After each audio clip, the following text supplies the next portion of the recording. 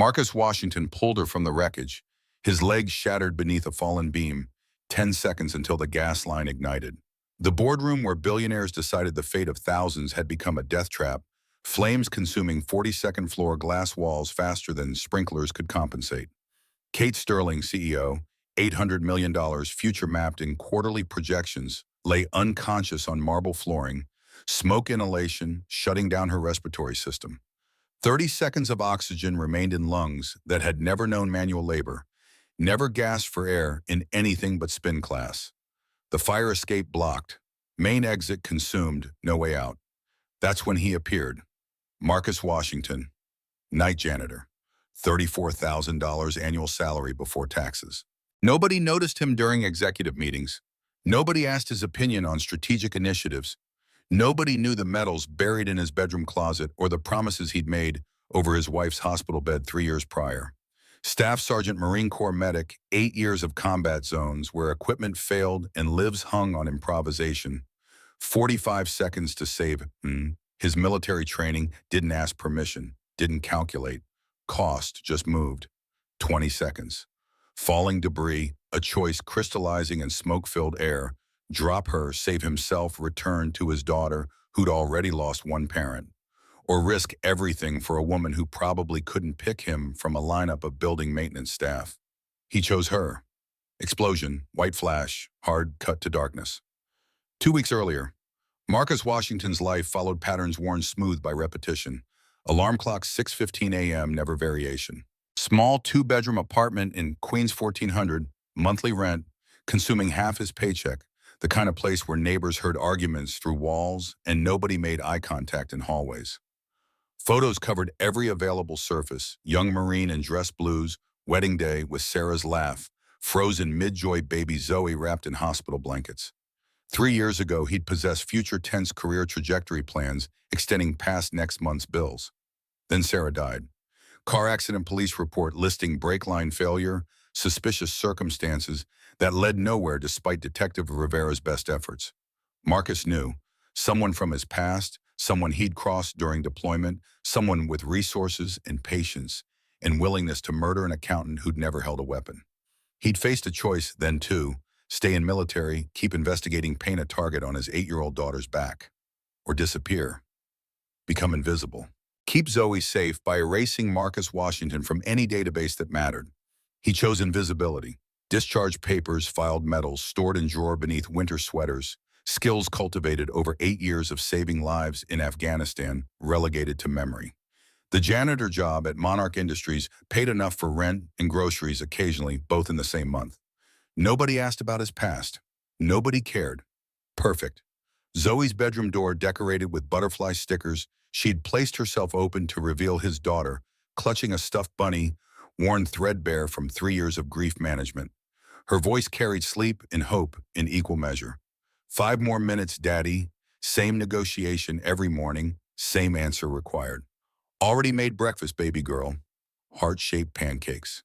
Zoe's face transformed joy, pushing aside whatever dreams had occupied the previous 8 hours. She descended on the kitchen table where Marcus had arranged pancakes into a pattern Sarah used to make back when mornings included 2 parents and futures that extended past weekly survival. You made Mama's heart pancakes. Special day. Maya's moving to California next week, remember? The joy evaporated, replaced by the particular grief only 8-year-olds experienced, each friendship loss feeling like the final one, evidence that everyone eventually left. Zoe stared at her plate, not eating, processing the mathematics of abandonment. Marcus knelt beside her chair. Eye level, the position he'd learned in parenting books checked out from the library because therapy cost $200 per session and groceries cost $150 per week. I know it's hard, sweetheart, but Mama used to say something about people we love. Zoe recited the words she'd memorized, the catechism of their grief. People you love never really leave. They stay in your heart. That's right. Maya will always be your friend, and you'll make new friends. Zoe hugged him, small arms wrapping around his neck, trust so complete it terrified him daily. The weight of being someone's entire world pressed against his chest. Daddy, you won't leave me too, right? The question sliced deeper than any combat injury. 3 years of maintaining composure, of being strong for her, of swallowing his own grief so she could process hers. 3 years of promises made to Sarah's memory commitments to be enough parent for two. Never, I promise. You and me forever. A promise he'd kept through double shifts and missed meals and exhaustion so profound, he sometimes forgot what rested felt like. Worked 2 jobs, no social life, no dating despite Mrs. Chen's continuous attempts at matchmaking with her niece, who worked at the hospital. Just him and Zoe's sufficient universe. His phone buzzed. Text message, unknown number the third that week. Same warning each time, same implications that invisibility had failed. We know where you are. She's in danger. Marcus's body shifted into threat assessment mode, the training that never quite left that lurked beneath civilian surface waiting for activation. He scanned the apartment exits, weapons evacuation routes. Not again. Not after 3 years of careful anonymity. School drop-off happened in Marcus's 15-year-old Honda Civic rust spots and dented door marking it clearly among the parade of newer vehicles in the PS 118 elementary parking lot. Other parents emerged from cars that cost more than his annual salary wearing clothes that signaled time for morning yoga and lunch meetings, lives uncomplicated by deciding between electricity and groceries. Zoe spotted Maya with her mother, excitement overriding earlier sadness. Daddy, can Maya come over after school? Please, baby, I work tonight. Mrs. Chen is watching you. Disappointment settled across her features. The look that made him question every choice, every sacrifice, every decision to remain invisible instead of leveraging skills that could command six-figure consulting fees. Tell you what, Saturday we'll have Maya over all day. Pizza, movies, whatever you want. The transformation was immediate, pure joy, replacing disappointment, the resilience of children who believe promises. Really? Really? Now go. You're late. Zoe ran toward the school entrance, backpack bouncing, then turned back with the ritual they'd maintained since kindergarten. I love you, Daddy. Love you more. Baby girl. He watched until she disappeared inside, then checked his phone again. The message remained cryptic and threatening. Marcus dialed Detective Rivera, the one person who'd never stopped investigating Sarah's death, who believed brake lines didn't cut themselves. Monarch Industries Tower rose 50 stories above Manhattan glass and steel monument to corporate America. The kind of building where decisions made in boardrooms rippled through thousands of lives while janitors emptied trash and mopped floors and remained functionally invisible. Marcus worked the 42nd floor executive territory, where meetings discussed human resources while he cleaned around participants who never acknowledged his presence. To them, he was furniture, part of the infrastructure no more notable than the air conditioning. They conducted conversations about company values while he mopped their spills, discussed strategic initiatives while he replaced paper towels, made decisions affecting thousands while he emptied their waste. He heard everything. They noticed nothing. Perfect arrangement for someone who'd spent 3 years cultivating invisibility. Perfect arrangement until he noticed the document left on the conference table marked confidential detailing, Project Phoenix, and $60 million in investment that would transform Sterling Medical's market position. The kind of document that should have been secured, that represented the casual arrogance of executives who assumed janitorial staff couldn't read balance sheets or understand financial implications. Marcus noticed. Marcus always noticed. Staff Sergeant Washington had survived 3 tours by noticing details others overlooked, by seeing patterns in chaos, by understanding that small oversights led to catastrophic failures. That document would change everything. But first he had to save a life. Most nights by 9 p.m., the tower emptied, executives departing for penthouses and townhouses and lives that didn't include overtime. But tonight felt different. Lights remained active on 42, unusual for a Tuesday, suggesting someone had stayed late, someone driven enough or desperate enough to work past reasonable hours. Kate Sterling embodied both. 34 years old, CEO of Sterling Medical Technologies, $800 million net worth, built from zero through pure force of will and strategic brilliance. She'd founded the company at 24 with inheritance money and an idea everyone called impossible. 20 years of 16-hour days, 7-day weeks, relationships sacrificed to quarterly projections. They called her the Ice Queen. She'd earned it through boardroom efficiency and emotional distance that kept everyone at arm's length. Her phone conversation echoed through empty executive suite voice, cold and controlled and utterly certain. I don't care what the FDA says, Robert. Push the approval through. We launch in 3 months. Her father's voice crackled through speakerphone, concern wrapped in surgical precision. Catherine rushing this could what cost us the quarter? I'll take that risk. Good night, father. She disconnected, rubbed temples that ached from tension and too much screen time, and the weight of being responsible for 400 employees and their families and their mortgages and their children's college funds. 34 years old, never married, no close friends beyond professional acquaintances, just work and more work, and the lie she told herself about fulfillment. Late at night in empty boardrooms, the lie grew harder to maintain. 9:57 p.m. Electrical panel in the wall, faulty wiring that building management had scheduled for updates before deciding cost-cutting made better financial sense. Sparks, then smoke, then fire spreading through ventilation systems designed for efficiency rather than safety. Kate noticed the smell, first acrid and wrong, standing from her desk as smoke began seeping through ceiling vents. The fire alarm's sudden blare made her jump, instinct driving her toward the door before her hand touched metal hot enough to burn. She pulled back, staring at blistering palm, then at smoke pouring under the door flames visible through reinforced glass that wouldn't break, regardless of how many times she struck it with a desk chair. The 42nd floor server room fire spreading through ventilation had become a trap. Kate Sterling, who'd built an empire through careful planning and risk calculation, suddenly possessed 2 minutes of breathable air and zero escape options. She sank to the floor, pulled her suit jacket over her face, and waited for fire department response that wouldn't arrive in time. 2 floors below, Marcus heard the alarm. Building PA system automated voice instructions drilled into every employee: evacuate immediately. This is not a drill. Protocol was clear.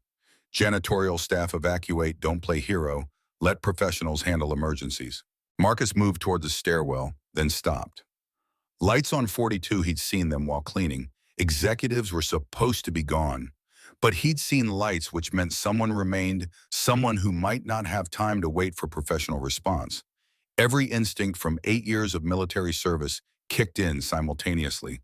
Never leave a man behind. Never assume someone else will handle it. Never wait when action might save a life. The elevator doors opened. Smoke filled the hallway, thick enough to obscure visibility, hot enough to make breathing painful. Marcus pulled his shirt over his nose, stayed low, where air remained marginally cleaner, and moved.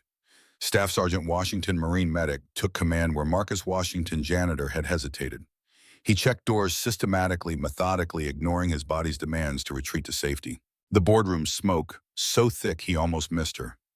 Kate Sterling collapsed on marble flooring, unconscious, pulse weak but present beneath his fingers. 60 seconds remained before smoke, inhalation, became irreversible. Ma'am, can you hear me? No response. Marcus calculated options with combat-trained efficiency. Left hallway consumed by flames. Right hallway showing smoke but no visible fire. Stairwell approximately 40 feet. His body capable of carrying her weight despite injuries that would make themselves known later. He lifted her in a fireman's carry. Sarah's weight, Zoe's weight, everyone he'd ever carried from danger, consolidating into this moment. This choice, this woman who'd never noticed him, despite months of cleaning her office. 30 seconds. A beam fell ahead, blocking the path, forcing recalculation. Emergency door to the right stairwell, access 20 feet. Marcus kicked it open, smoke billowing around them, and stumbled into the stairwell as the explosion behind them blew out windows and sent fireball toward the ceiling. The explosion saved them, blasting fresh air into the corridor, giving Marcus the oxygen needed to descend 3 flights before first responders met them at floor 38. Sir, we've got her. Are you hurt? Marcus's arm was bleeding, burn pain registering now that adrenaline began fading. He barely noticed, focused instead on Kate Sterling as paramedics placed her on a stretcher. Oxygen mask, vital signs checked with practiced efficiency. I'm fine. Take care of her. Kate's eyes fluttered open, brief moment of consciousness, 3 seconds of eye contact where she saw the man who'd carried her from death. Then paramedics wheeled her away, and Marcus disappeared into the chaos. Anonymous hero who'd done his job and wanted no recognition, no attention, no visibility that might endanger the daughter waiting at home. Presbyterian Hospital, 11:30 p.m. Kate Sterling in a private room.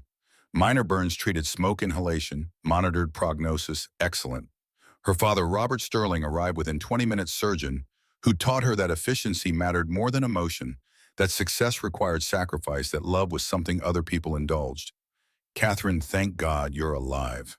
Kate stared at the ceiling, mind replaying those final moments before unconsciousness. The sensation of being carried, the face she'd glimpsed before darkness claimed her. The janitor. Where is he?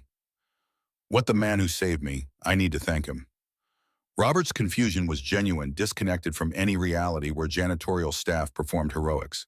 The fire department, no. Before the fire department, a man in a janitor uniform, he carried me out.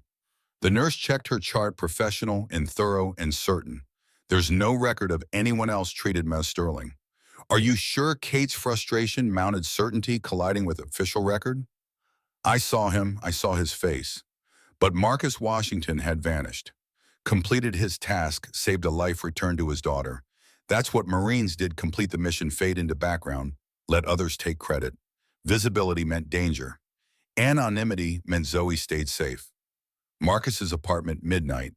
Mrs. Chen on the couch, television playing news coverage of the tower fire. Zoe asleep in her room with her stuffed bunny and dreams uncomplicated by adult fears. Marcus, what happened to your arm? Mrs. Chen's eyes fixed on the bandage, concern overriding her usual discretion about personal matters. Small accident at work. I'm fine, Mrs. Chen. Thank you for staying late. She accepted payment in his obvious lie with equal grace, understanding that sometimes parents needed privacy to process trauma before sharing it with children. After she left, Marcus checked on Zoe, sleeping peacefully, unaware her father had nearly died, that invisibility had failed, that his face was now in security footage and incident reports. He sat on her bed, kissed her forehead, whispered promises into the quiet darkness. I love you, baby girl. Always. In the bathroom, he removed the bandage, revealed second-degree burns that would scar, that would mark him as the tower hero if anyone looked closely. He treated the wounds himself. Military first aid kit, deployed skills honed in field hospitals where supplies ran short and improvisation meant survival. He'd had worse. Afghanistan IED blast, 4 men saved. Medal awarded. This was nothing. Just another day keeping people safe, another crisis managed, another reason to remain invisible. Next morning, television news played while Zoe ate cereal, footage of the tower fire, speculation about causes and heroes, and near tragedy averted. Daddy, look, that's your building. Marcus saw Kate Sterling's photo professional headshot that captured none of the vulnerability he'd witnessed, the woman he'd carried, now restored to CEO status and boardroom composure. The news anchor's voice carried practiced concern. Sterling Medical CEO Kate Sterling credits a mysterious hero for saving her life. Authorities are searching for the man who Marcus turned off the television. Time for school, Zoe. But Daddy, that's where you work. Did you see the fire? Everyone got out safe. That's what matters. Zoe studied his bandaged arm with 8-year-old perception that saw through adult deflection. Daddy, how did you hurt your arm? Marcus's lie came easily, practiced over 3 years of hiding truth to protect her. Bumped it on a cart. Clumsy. Zoe didn't believe him, but didn't push, understanding at some level that adults sometimes needed their secrets. That fathers who'd lost wives carried burdens children couldn't help shoulder. Okay, Daddy, she knew. Not the details, not the specifics, but the essential truth her father was hiding. Something connected to the fire, something he thought she was too young to understand. She was 8. But she knew her father better than anyone could, read his expressions and silences and the way he held himself when fear threatened composure. What Zoe didn't know was that her father's past was catching up, that the woman he'd saved was about to turn his invisible life upside down, that choices made in smoke and fire would cascade through both their lives in ways neither could anticipate. Kate's office next day, arm in a sling, determination overriding doctors' recommendations about rest. Private investigator Michael Torres sat across from her, professional and efficient and accustomed to wealthy clients who demanded results. I want to find him. The janitor who saved me. Ma'am, building records show I know what the records show. Find him anyway. Check security footage. Employee records. Someone knows who he is. Michael nodded, accepting the assignment, understanding that Kate Sterling was accustomed to getting what she wanted: money, power, success, information. But she'd never wanted to find someone so badly, never felt this particular urgency. Gratitude, certainly. But something else lurked beneath, something she couldn't articulate. For 3 seconds in smoke and chaos, being carried by a stranger, she'd felt safe, protected, for the first time since her mother died 22 years ago. She touched her throat, remembering the sensation, the arms that held her, the calm competence in crisis. Kate Sterling had built an empire through calculation and control. But calculation hadn't saved her. Control hadn't mattered. A janitor had saved her, someone she'd never noticed despite months of him cleaning her office, someone who'd risked everything for a woman who probably couldn't pick him from a lineup. She needed to know why, needed to understand what motivated that kind of selflessness, needed to find him before the feeling faded and she returned to the isolated existence that passed for her life. 5 floors down, Richard Ashford sat in his CFO office, watching news coverage and calculating implications. Richard, 48 years old, Kate's ex-fiancé from 5 years ago, the man she'd agreed to marry before seeing what he really wanted, her company, not her. 3 months engaged, then broken off, her explanation careful and final. I'm not ready. Truth was, she'd seen through him, recognized the ambition that viewed marriage as merger romance, as strategic acquisition. Richard had never forgiven that rejection. 5 years of working alongside her, maintaining professional courtesy, hiding rage beneath corporate efficiency. 5 years of planning, stealing, positioning himself for the moment when he could take what should have been his. His phone call was brief, voice low, instructions clear. She's looking for the janitor, the one from the fire. I want everything on him. Past, present, family. Everything. The voice on the other end asked the obvious question. Why? Because Kate Sterling, obsessed with a working-class nobody. That's leverage. Find him. Richard's computer screen displayed Project Phoenix files, shell companies' transfers hidden in legitimate expenses. $60 million over 4 years, sophisticated enough that auditors missed it, careful enough that only someone with access to source code could trace the pattern. In 3 months, his takeover plan would execute, board vote, force Kate out, take control. But if she got distracted, if she started focusing elsewhere, if a janitor hero occupied her attention, perfect. He needed Kate's focus somewhere else. And a janitor hero was the perfect distraction. Security footage played on Michael Torres' laptop, grainy video, showing Marcus carrying Kate Sterling from the boardroom, face partially obscured by smoke, but recognizable to anyone looking carefully. Michael enhanced the image, ran facial recognition, and found the name buried in employee records. Marcus Washington, night janitor hired 8 months ago, background check clean, references adequate. But the interesting part emerged when Michael dug deeper, when he accessed databases that required authorization Kate's money could buy. Military records. Staff Sergeant Marcus Washington, Marine Corps medic, decorated multiple combat tours. Discharged 3 years ago under honorable conditions, commendations for valor, exemplary service record. Then nothing. 3 years of civilian life as a janitor, massive downgrade from military career, no explanation in official files. Michael called Kate with his findings, professional and thorough, and wondering why a decorated Marine would be mopping floors. Found him, Marcus Washington, night janitor. But here's the interesting part, former Marine. Staff Sergeant, medic, decorated, multiple combat tours. Kate's breath caught. A Marine, not just a janitor. Someone who'd saved lives professionally, who'd trained for exactly the kind of crisis that had occurred. Discharged 3 years ago. Wife died in a car accident. Single father. 1 daughter. Lives in Queens. Miss Sterling. This man is not exactly low profile. Or he wasn't. Kate stared at the file. Michael sent split-screen images showing the contrast: Marcus in Marine dress blues, young and proud and full of future. Then Marcus in janitor uniform. Older, tired eyes that had seen too much. What happened to you, Marcus Washington? What made a decorated Marine become invisible? She picked up her phone, decision made with characteristic speed. Get me his home address. I'm going to thank him personally. Kate Sterling was about to walk into Marcus Washington's life. Nothing would ever be the same. Marcus's apartment building, Saturday afternoon. Kate's car pulling up outside, expensive sedan that announced wealth and status and complete disconnect from this neighborhood. She emerged carrying a gift basket assembled by her assistant, $500 of gourmet items that represented thoughtfulness by proxy. Kate had never been to Queens, never visited a building where rent was $1,400 monthly and hallway lighting flickered. An elevator had been broken for 6 months. She climbed 3 flights of stairs in designer heels, found apartment 3C, knocked twice. Marcus opened the door, saw her, experience several seconds of complete disorientation. Kate Sterling, at his apartment. in Queens. The CEO, he'd saved the woman who represented everything he'd left behind when he chose invisibility, standing in his hallway, holding a gift basket that probably cost more than his weekly groceries. Ms. Sterling, what are you doing here? Before he could process further, Zoe appeared behind him, 8-year-old curiosity overriding shyness. Daddy, who's the pretty lady? Kate saw Zoe, saw the drawings on the refrigerator, saw the life Marcus had built in this small apartment, and something inside her shifted. Not calculation, not strategy, just pure human response to a child's innocent question and a father's protective stance. I came to say thank you. You saved my life. Zoe's eyes went wide, television news connecting to present reality. Daddy, you're the hero from TV. Marcus's face showed conflict, pride that his daughter saw him as hero, terror. That visibility endangered them both, frustration that his carefully maintained anonymity had shattered.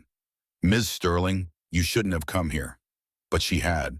And standing in that doorway, seeing the real Marcus Washington instead of the invisible janitor, Kate Sterling, began to understand that heroism wasn't about training or medals or corporate recognition.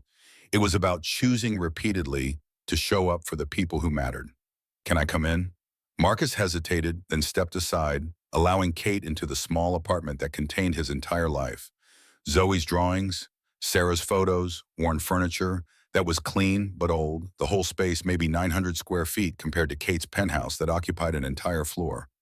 Kate noticed everything. The warmth despite cramped quarters, the evidence of life, fully lived memories displayed without apology.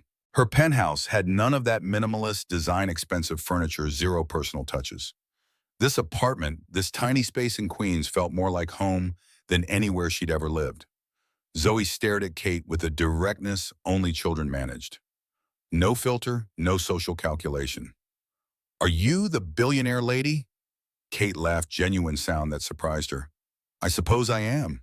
Yes, you're really pretty. Why do you look sad? Marcus intervened, mortified by his daughter's perceptiveness. Zoe, honey, give Miss Sterling space. Kate knelt to Zoe's level, meeting her eyes, recognizing wisdom that exceeded 8 years. I'm not sad, just tired, long day. Zoe tilted her head, considered this answer, rejected it. Daddy says that when he's sad but doesn't want me to worry. Kate and Marcus locked eyes, then moment of recognition passing between them. She saw his exhaustion, his constant vigilance, his love for Zoe that overrode everything else. He saw her loneliness, her walls, her desperate need for something authentic in a life constructed entirely from professional achievements.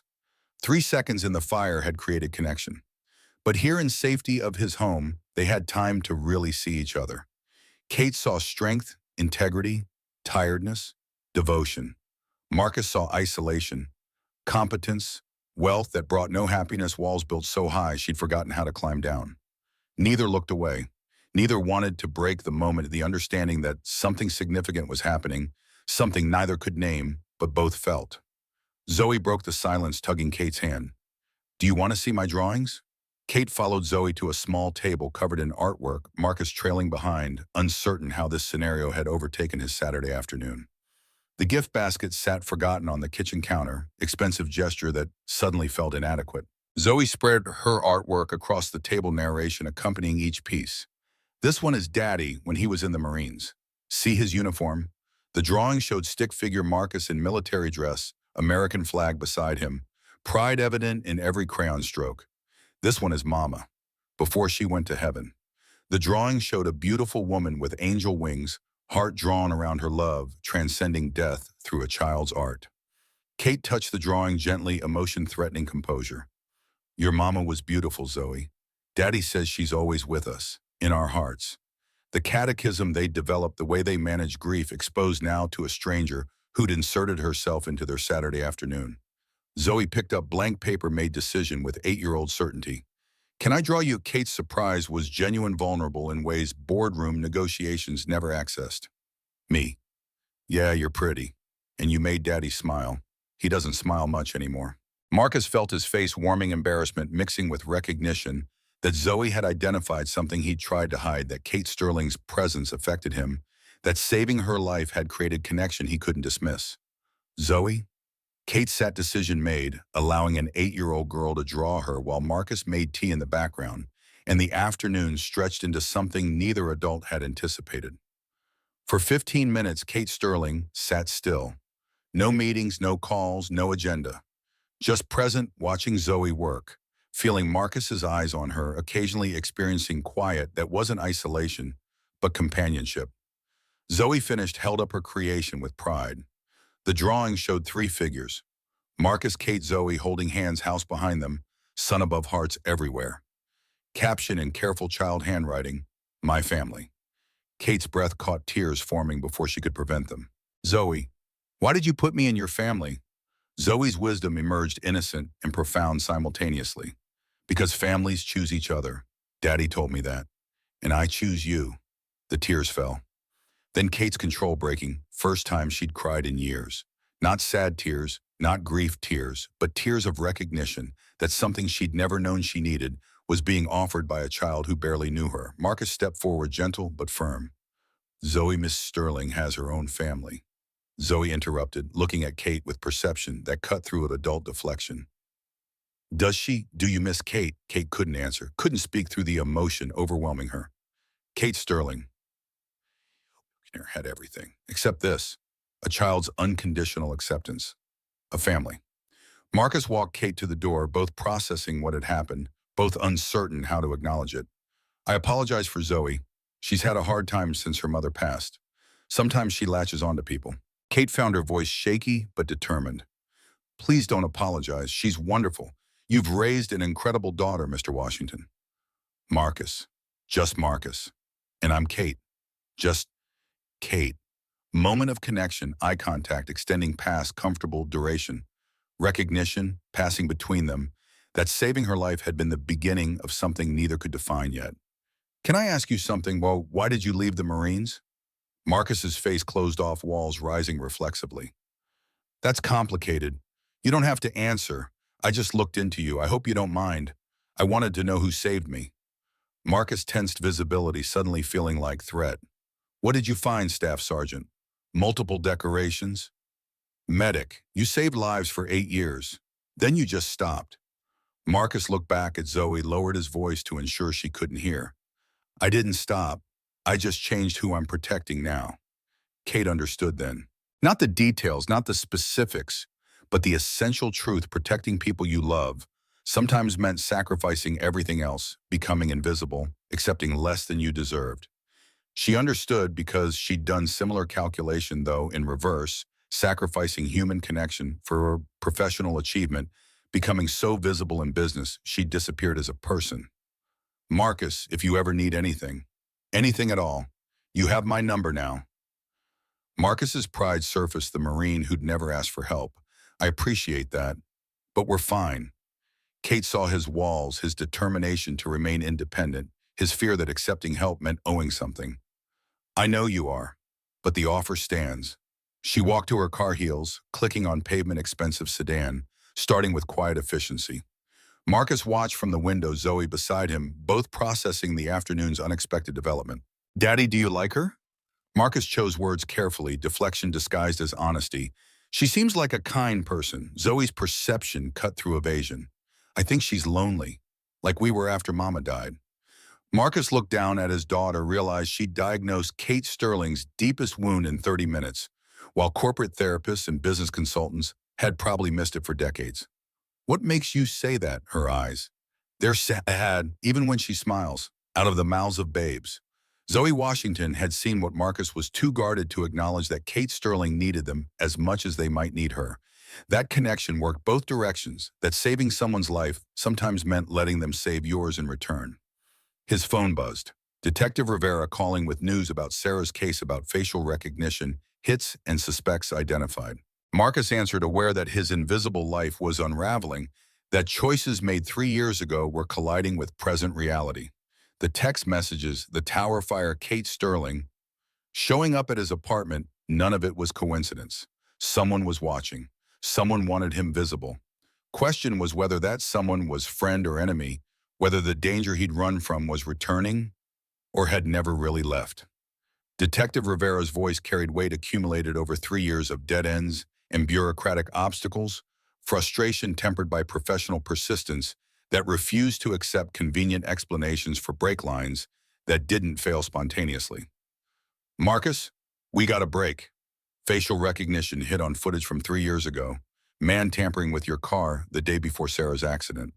Marcus's grip tightened on the phone. Zoe still beside him at the window, watching Kate's sedan disappear into Queens traffic. He moved to his bedroom, closed the door, voice dropping to the controlled calm that preceded violence in men trained to kill efficiently. Who is he? Tyler Brooks, former Marine, dishonorable discharge 2018, works private security now, which is code for mercenary work. Marcus, you know him, Afghanistan. He was taking kickbacks from warlords selling intelligence. I reported him. He threatened me. The pieces assembled with brutal clarity. Tyler Brooks hadn't made empty threats, hadn't forgotten the staff sergeant who'd ended his profitable side business and destroyed his military career. He'd waited, planned, then murdered Sarah Washington to punish the man who'd cost him everything. Can you prove it? Footage puts him at the scene. His connection to you establishes motive. We can build a case, but Marcus, here's the problem. Brooks disappeared 2 weeks ago. No trace. Could be he heard we were looking, could be someone paid him to vanish. Either way, whoever hired him might still be active. The implications crystallize with horrifying precision. Someone had paid Brooks to kill Sarah. That someone might still want Marcus dead, might still view Zoe as leverage or target. 3 years of invisibility, 3 years of careful anonymity, and he'd been visible the entire time to whoever orchestrated Sarah's murder. What do you need from me? Stay alert. Keep Zoe close. And Marcus, if Brooks resurfaces, don't engage. Call me immediately. This goes through proper channels. Marcus agreed because Rivera needed to hear agreement, because proper channels satisfied departmental protocol. But both men understood that if Tyler Brooks appeared near Zoe, proper channels wouldn't matter. Marcus would do what Marines did when threats emerged, eliminate them permanently. 2 days later, Kate's crisis erupted during emergency board meeting. Executives assembled to address FDA concerns about Project Phoenix, the medical device that represented Sterling Medical's future and $200 million in projected revenue. The delivery mechanism kept failing. 1 in 50 uses, unacceptable failure rate for diabetic patients whose lives depended on precise insulin dosing. Board members argued, engineers defended their work. Richard Ashford seized opportunity to undermine Kate's leadership with carefully constructed concern that masked ambition. I warned about rushing this to market. Now we're facing regulatory delays that could cost the quarter. Kate ignored him, mind working through options with characteristic speed. The FDA's concerns were mechanical, not pharmaceutical. She needed engineering expertise outside her compromised internal team, fresh perspective, uncorrupted by institutional blindness. An idea formed reckless and brilliant simultaneously. Who's the best mechanical engineer consultant in the city? Board members exchanged confused glances. They had engineers on staff, expensive degrees from prestigious universities, people whose entire careers focused on exactly this problem. We have engineers who designed the flawed system. I need outside eyes, someone who thinks differently. Richard's objection was immediate territorial instinct, recognizing threat. Kate, we can't bring in outside consultants this late. The proprietary concerns alone. Kate picked up her phone, decision made, ignoring Richard's protest and board members' skepticism. She was about to shock everyone, including herself. Marcus's phone rang during his shift, mopping executive floors, while invisible to the people whose decisions shaped thousands of lives. Caller ID showed Kate Sterling, unexpected contact that violated the careful distance he'd maintained since her apartment visit. Ms. Sterling, Marcus, I need your help. Professional help. I'll pay you. His confusion was genuine, unable to imagine what professional help a janitor could offer a CEO. I'm not sure what kind of help. You're not a janitor. You're a Marine. You fix field equipment in combat zones. I looked at your records. You have mechanical engineering training.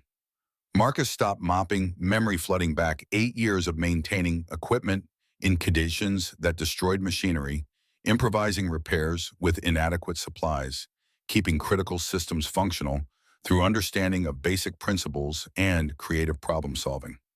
That was a long time ago. I have a medical device, $200 million project. The delivery mechanism keeps failing. My engineers can't figure it out. I need someone who thinks differently. who sees what they're missing. The offer was insane, crossing every professional boundary, violating corporate protocol. But Kate Sterling's desperation was audible, her willingness to risk everything on a janitor's forgotten skills, speaking to depths of crisis her carefully controlled public persona never revealed. Ms. Sterling, I have Zoe, my work schedule. Bring her. I'll provide childcare, the best in the city. Please, Marcus, give me one afternoon. The silence stretched while Marcus calculated Zoe's college fund that existed only in theory bills, that accumulated faster than paychecks future, that looked exactly like present unless something changed. Kate Sterling was offering change visibility risk, everything he'd avoided for 3 years. But she'd asked, and something about her voice, the vulnerability beneath professional competence, made refusal feel like cowardice. One afternoon, that's all. Kate's relief was palpable even through phone connection. Thank you. Tomorrow, 2 p.m. Bring Zoe. I promise she'll be safe. Marcus arrived at Sterling Medical Headquarters the next afternoon. Zoe beside him wearing her best dress, eyes wide at the lobby that resembled a palace more than office building. Marble floors, abstract art ceiling that soared 3 stories, everything designed to intimidate and impress in equal measure. Employees stared at Marcus in his janitor uniform, at Zoe clutching his hand at the obvious class disconnect between their appearance and the building's expensive aesthetic. Judgment was visible in eyes that assessed and dismissed in seconds, in whispers that followed them to the elevator, in the social calculus that determined worth based on clothing and occupation. Daddy, this is like a palace. Her wonder was pure and tainted by the judgment surrounding them. Marcus squeezed her hand, protective instinct, heightened by visibility he couldn't control. Kate met them personally, kneeling to Zoe's level with genuine warmth that surprised Marcus and apparently surprised her staff based on their shocked expressions. Zoe, I'm so glad you came. I have something special for you. She led them to a private room that had been converted into a child's paradise. Toys, books, art supplies, everything designed to occupy and delight in our 8-year-old. A professional nanny waited, experienced and kind-vetted to Kate's exacting standards. This is Miss Jessica. She'll hang out with you while your dad helps me. Is that okay? Zoe looked at Marcus for permission, their ritual of checking in before any separation, the habit developed through 3 years of being each other's entire world. Can I, Daddy? Marcus addressed the nanny with voice that carried authority, regardless of his janitor uniform. You don't leave her sight, understood? Yes, sir. He kissed Zoe's forehead, their goodbye ritual maintained even in unfamiliar territory. I'll be right down the hall. You need me, you call. Zoe hugged him, then offered wisdom that exceeded her years. I'll be okay, Daddy. Miss Kate will take care of you. The engineering lab occupied the building's 5th floor, sophisticated equipment surrounding a medical device that represented Sterling Medical's future. 3 engineers stood near the workbench, older white men with expensive degrees and obvious skepticism directed at Marcus's presence. The lead engineer's dismissal was barely disguised as inquiry. Kate, this is your solution, a janitor. Kate's response was ice authority that reminded everyone present exactly who controlled this company and their continued employment. Staff Sergeant Marcus Washington, Marine Corps. 8 years field experience. Fixed equipment in conditions you can't imagine. Show respect or leave my lab.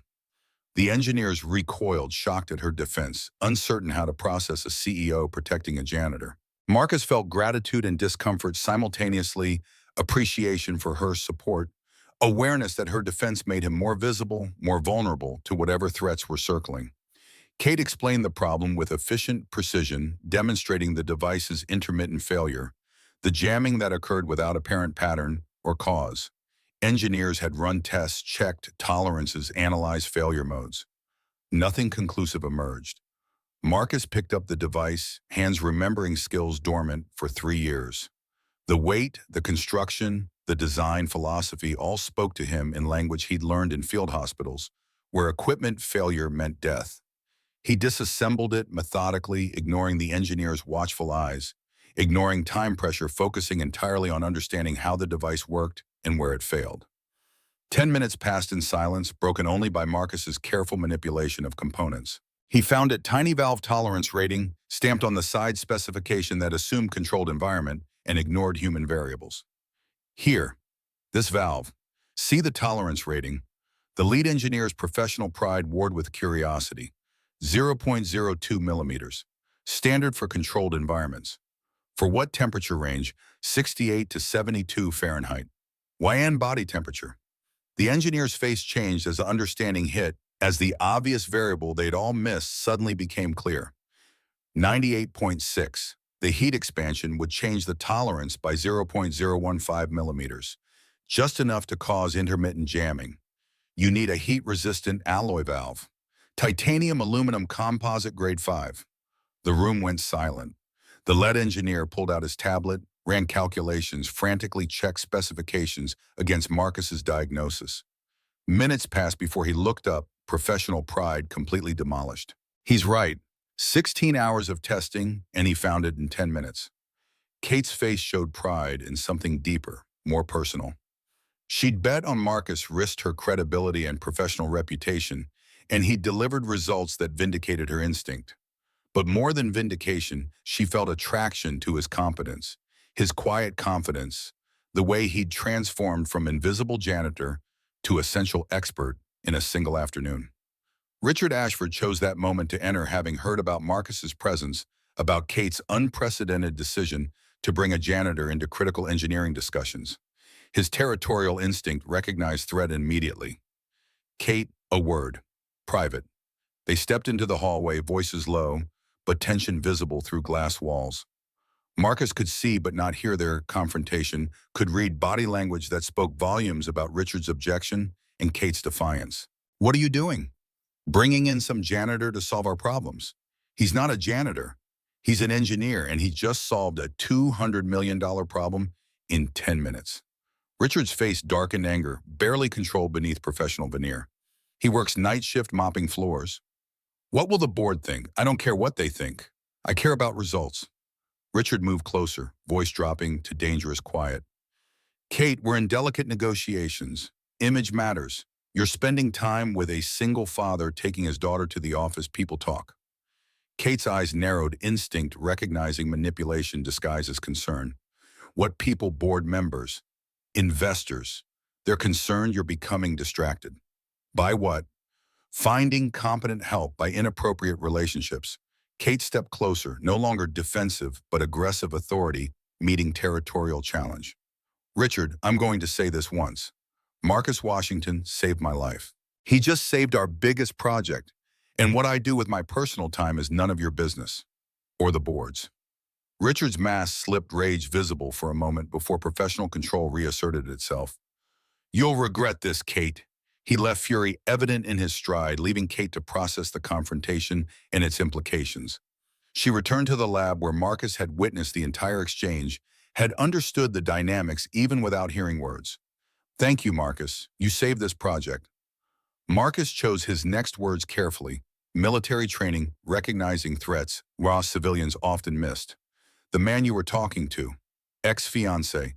Kate's surprise was visible. He'd identified their history from body language alone, from territorial displays and possessive anger that transcended professional disagreement. How did you know body language? He's territorial, possessive. You called off the engagement 5 years ago. He's never forgiven me. Should you be worried about him?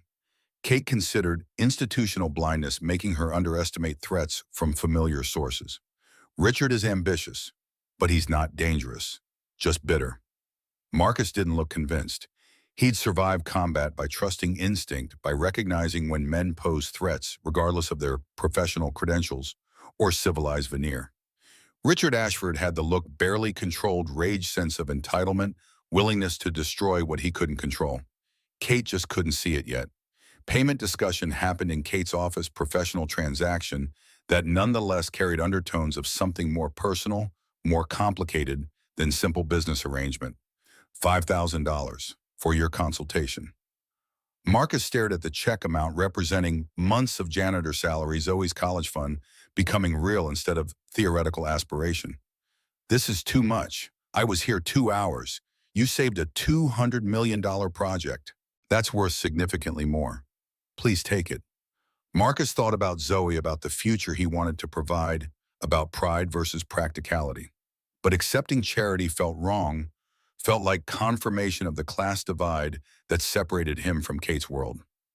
One condition: hire me as a consultant, pay me fairly. But I'm not a charity case. Kate's respect was visible attraction, deepening as she recognized that Marcus understood his value, that poverty hadn't destroyed his dignity. Deal. Part-time consulting. 500 per project. Sound fair. Marcus knew the market knew what engineering consultants commanded. Knew that 500 per project was insulting even as stepping stone. 500 per day is fair. I know my value, Kate. Her smile was genuine, attracted to his confidence, to the way he negotiated from position of strength despite circumstances that should have made him desperate. Yes, you do. Okay, 500 per day. They shook hands, electricity passing between them, connection deepening beyond gratitude, or professional respect into territory neither was ready to acknowledge. Zoe's playroom revealed art project that made Kate's breath catch. Construction paper, building labeled, "Where Daddy Helps People." Complete with windows and doors and tiny figures representing the family Zoe was constructing in her imagination. "Daddy, look what I made," Zoe ran to Marcus. Pride evident, creation clutched carefully. Marcus saw Kate's expression, saw how the gesture affected her, saw vulnerability she usually hid beneath professional competence. "Can I keep it here? So when Daddy comes back, he'll see it." Kate knelt, emotion threatening her, carefully maintained composure. "I'll put it right on my desk." "How's that?" Zoe's response was spontaneous, pure, uncomplicated by adult reservations. She hugged Kate, small arms wrapping around the CEO who'd never experienced unconditional affection from a child who'd built walls so high she'd forgotten what connection felt like. "Thank you for taking care of my daddy." Kate hugged back, tears forming despite years of practice at emotional control. Marcus watched his two worlds colliding, the daughter who represented his past and the woman who might represent his future if he could overcome fear that visibility meant danger. Maybe invisibility had protected her mind of them, but maybe it had also imprisoned them. Maybe Kate Sterling was offering more than consulting work. Maybe she was offering the chance to stop hiding, to build something real, to trust that protection didn't require isolation. That night, Richard Ashford sat in his office long after other executives had departed, phone pressed to his ear, voice low and urgent. "I need everything on Marcus Washington. Military records, financial records, his dead wife. Everything." The private investigator's response was professional, efficient, accustomed to wealthy clients demanding information for purposes better left unexamined. Already working it. But this guy is clean. Decorated Marine, no criminal record, pays his bills despite poverty wages. Richard's frustration was palpable, fingers drumming on desk that cost more than Marcus's monthly rent.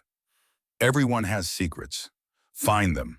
His computer screen displayed evidence of his own secrets: bank transfers, shell company's embezzlement trail, representing $60 million stolen over 4 years. In 6 weeks, his takeover plan would execute, board votes scheduled, Kate's removal orchestrated through careful manipulation of institutional politics. But if she fell in love with Marcus Washington, if she got distracted, if her focus shifted from quarterly projections to personal relationships, perfect. She'd be vulnerable, emotional, making the decisions from weakness rather than strength. And Richard could exploit that weakness to take what should have been his 5 years ago. She'd rejected him once. He wouldn't allow it to happen twice. Marcus's apartment that night, late, Zoe asleep after excited recounting of her day at Sterling Medical, after describing toys and books and the nice lady who'd played with her. Marcus sat at the kitchen table staring at old police reports about Sarah's death, at the investigation that had stalled, despite Detective Rivera's best efforts. His phone rang, Rivera with update that would change everything. "Marcus, we enhanced the image. Tyler Brooks wasn't working alone. Someone else in the footage, watching from distance. Facial recognition is running now." The implications were clear. Sarah's murder wasn't personal vendetta, but contracted hit, which meant someone had paid Brooks, someone with resources and motivation, to eliminate a Sterling Medical accountant who discovered something she shouldn't have. "If you find him, call me immediately. Don't wait. You have my word." But both men understood that promises meant less than survival instinct. That if threats emerged, fathers protecting daughters didn't wait for proper channels or departmental procedure. 2 days later, 2 a.m., Mrs. Chen's panicked phone call shattered Marcus's sleep, adrenaline replacing exhaustion before consciousness fully registered the words. "Marcus, come home, Zoe can't breathe." He ran traffic, laws irrelevant, reaching his building in minutes that felt like hours. Mrs. Chen met him at the door, terror evident, Zoe on the couch struggling for air, wheezing that indicated respiratory distress. Marcus's training took over civilian panic, replaced by Staff Sergeant Washington's combat-tested calm. Mrs. Chen called 911, pediatric respiratory distress. He checked Zoe's vitals, pulse racing, oxygen saturation low, but not critical, airway compromised, but not completely blocked. His voice was steady, projecting confidence that terror couldn't shake. Baby girl, look at daddy. Focus on me. Slow breaths. In through nose, out through mouth. Zoe tried fighting panic that made breathing harder, fighting the fear that daddy's calm couldn't quite disguise. Marcus checked her throat, her chest running through differential diagnosis with efficiency, born from field hospitals, where hesitation meant death. Allergic reaction. Mrs. Chen, did she eat anything different? Shrimp from Chinese takeout. She said she'd never had it before, anaphylaxis. Marcus grabbed his medical kit, found the EpiPen he'd maintained despite 3 years away from active duty, administered epinephrine with practiced precision. 30 seconds later, Zoe's breathing eased, color returning to her face, panic receding as medication counteracted the allergic response. Ambulance sirens announced professional help, but Marcus had already saved her, had already done what needed doing before backup arrived. Presbyterian Hospital, 4 a.m. Zoe stable, and sleeping monitors tracking vitals that had returned to normal ranges. Marcus sat beside her bed, holding her small hand, exhaustion and terror warring beneath the calm exterior he maintained for her benefit. His phone rang. Kate Sterling somehow informed despite the hour, despite having no official reason to know about Zoe's medical emergency. Marcus, I just heard. Is Zoe okay? How did you know? Hospital called me. I'm listed as your emergency contact for work. Is she okay? The explanation made sense but felt insufficient. Felt like Kate had inserted herself into his life more thoroughly than professional relationship warranted. But her concern was genuine, audible through phone connection. She's stable. Allergic reaction to shrimp. I didn't know. Kate's voice softened, authority replaced by something warmer, more personal. I'm coming. Marcus tried to object, tried to maintain boundaries that were already dissolving. Kate, you don't have to. I'm coming. The call ended. Marcus stared at his phone, uncertain whether to feel grateful or threatened by Kate Sterling's determination to be involved in his life, to show up in ways that transcended professional courtesy. She arrived at 5 a.m., still in pajamas beneath expensive coat hair, loose instead of the tight bun she wore to project authority, makeup absent, revealing vulnerability she usually hid. Marcus's surprise was evident, gratitude mixing with confusion about her presence. How is she? Kate whispered, respecting Zoe's sleep, sitting in the chair beside Marcus, with natural ease that suggested this was exactly where she belonged. Better. Doctor says she'll be fine. They want to keep her for observation. Have you slept, eaten number? Kate produced a hospital cafeteria bag, practical gesture, wrapped in concern that spoke volumes about her priorities. Coffee, sandwich, eat. Marcus accepted, grateful for the simple care for someone showing up in the middle of crisis without agenda or expectation of reciprocation. They sat in companionable silence, watching Zoe sleep, two people processing trauma and relief in quiet darkness. Why did you come, Kate? Really? Kate looked at Zoe, at the sleeping child who'd chosen her as family, at Marcus, who'd saved her life and was now saving his daughter's. When I was 12, my mother got sick. Cancer. I sat in a hospital room just like this for 6 months watching her fade. My father couldn't handle it. He'd visit for 10 minutes, then leave. Said hospitals made him uncomfortable. He's a surgeon. Marcus listened, understanding emerging about Kate's isolation, about the 12-year-old girl, who'd watched her mother die alone, who'd learned that the people who should show up sometimes didn't.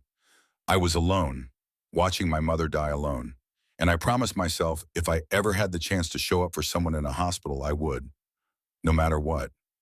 Marcus's voice was quiet, carrying weight of shared understanding. You're not alone anymore, Kate.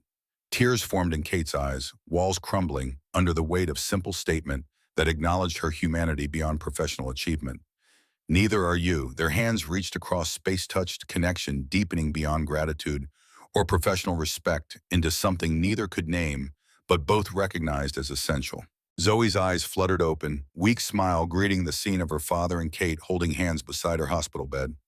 Hi, Daddy. Hi, Miss Kate.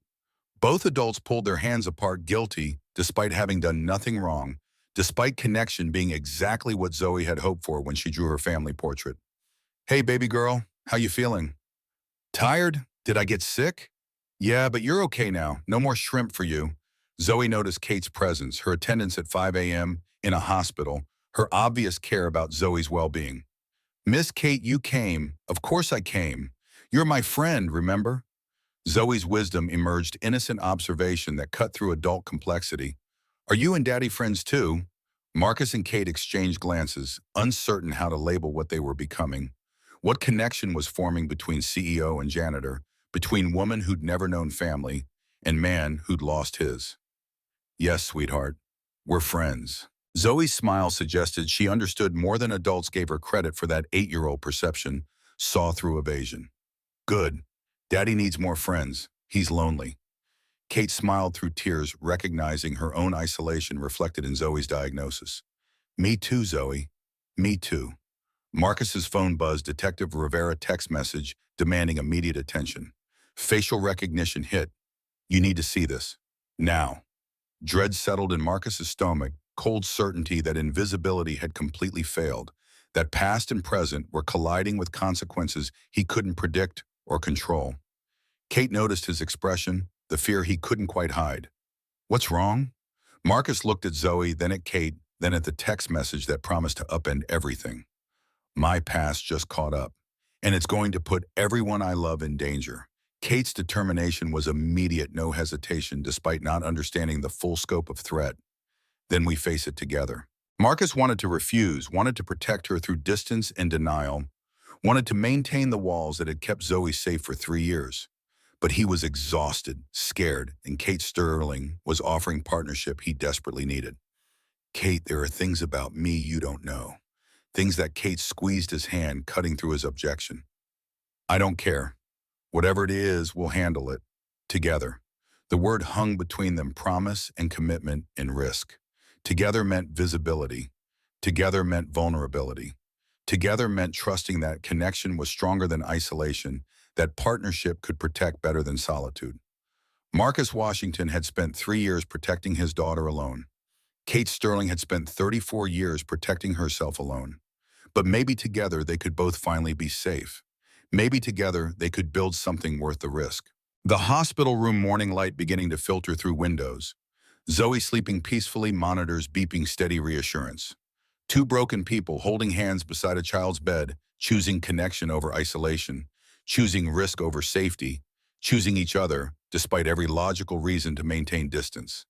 Kate's phone rang. Board member Patricia Morgan with urgent news about financial irregularities, about forensic accountants discovering discrepancies in Project Phoenix funding, about trails leading to Richard Ashford's office, and beyond.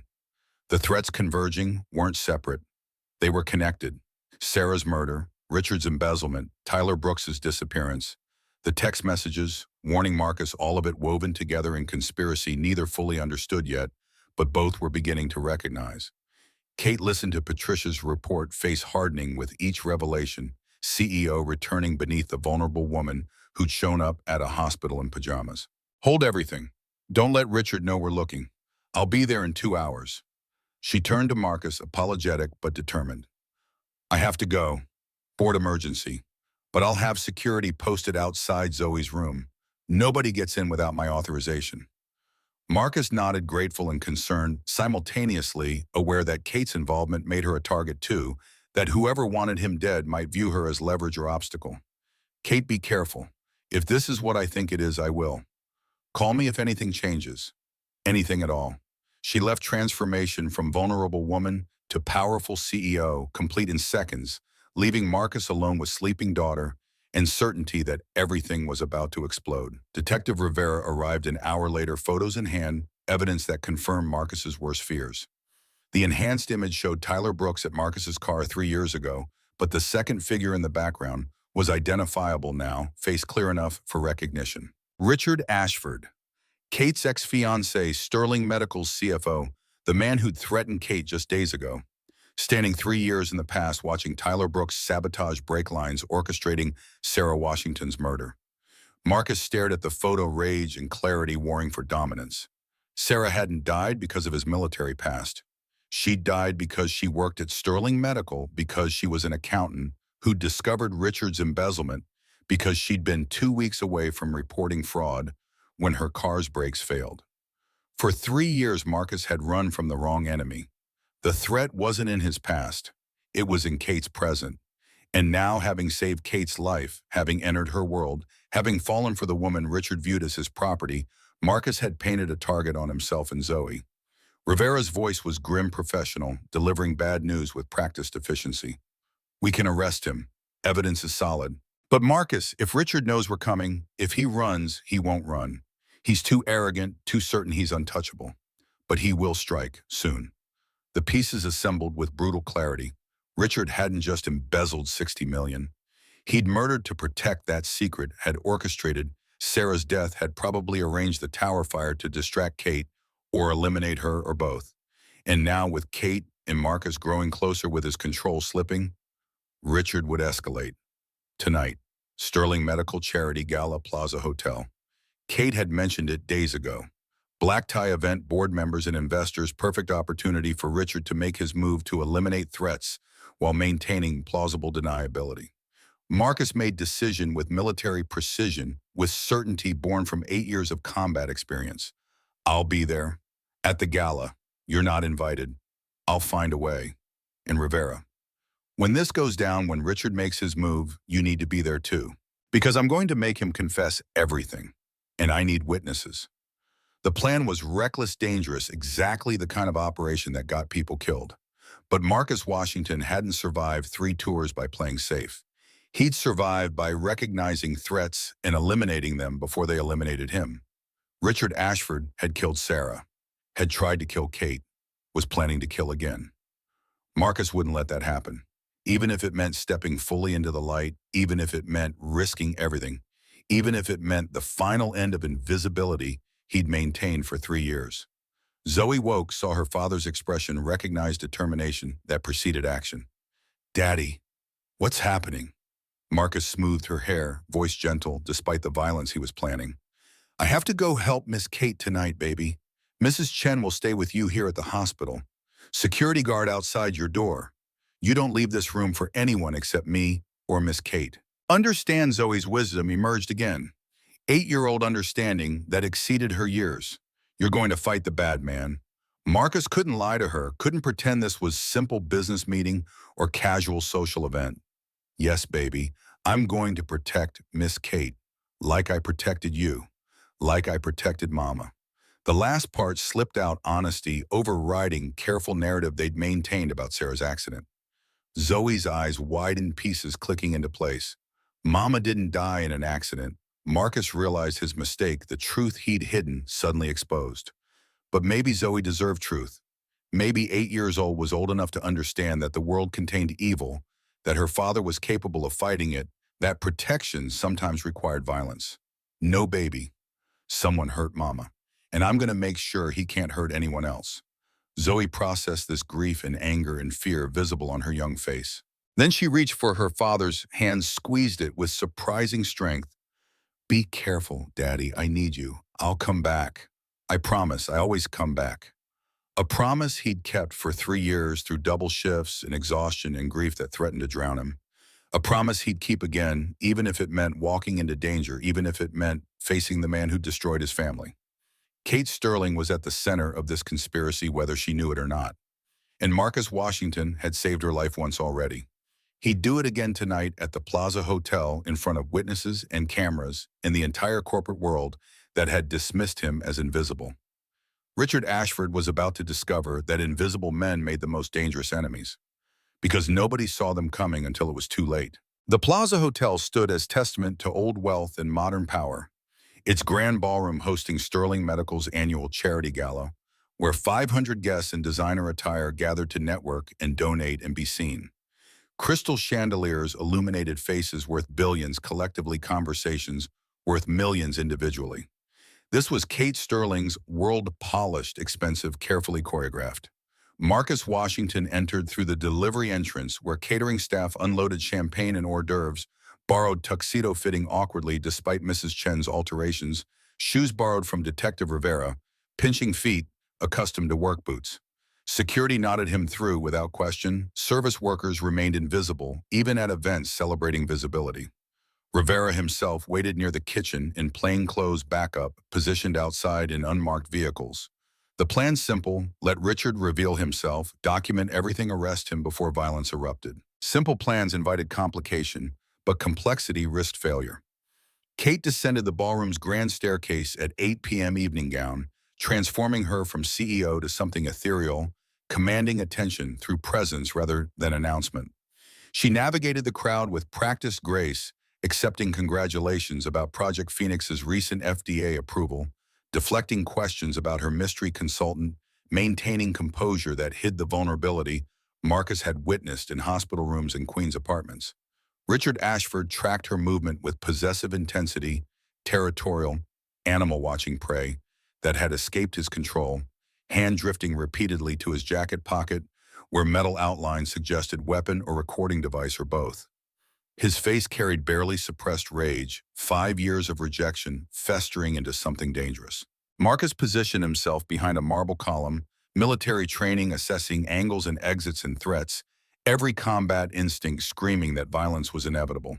The question was timing, whether Richard would act publicly or wait for private moment, whether desperation would override his careful planning. Kate found Marcus 20 minutes into the gala relief breaking through her professional mask when she spotted him. "You came. I wasn't sure you would." Her voice dropped to intimate register despite surrounding crowd connection maintained even amid social performance. "Had to borrow everything, even the shoes." Kate's smile held genuine warmth that surprised nearby observers accustomed to her Ice Queen reputation.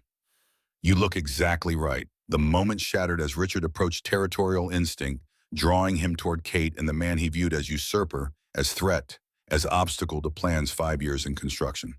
"Kate, Mr. Washington. Interesting +1 choice for tonight's event." Richard's tone carried contempt disguised as civility, social veneer transparent enough that violence showed through. "He's not my +1. He's my colleague, my friend." Kate's correction came automatically, but Marcus noted her body language. She'd shifted closer to him, protective instinct matching his own partnership visible to anyone observing carefully. Of course. Still optics matter, people notice. Single father, working class background, you're increasing time together. The board has concerns. Marcus moved forward, Marine bearing replacing janitor deference. Staff Sergeant Washington emerging from beneath civilian disguise. "You got something to say to me directly." Ashford Richards' mask slipped, exposing rage before control reasserted itself. "Just wondering what Kate sees in you beyond the hero complex. What expertise you bring beyond mopping floors." Marcus closed the distance, invading personal space in calculated display of dominance that made Richard step back reflexively. "I see what you don't want Kate seeing.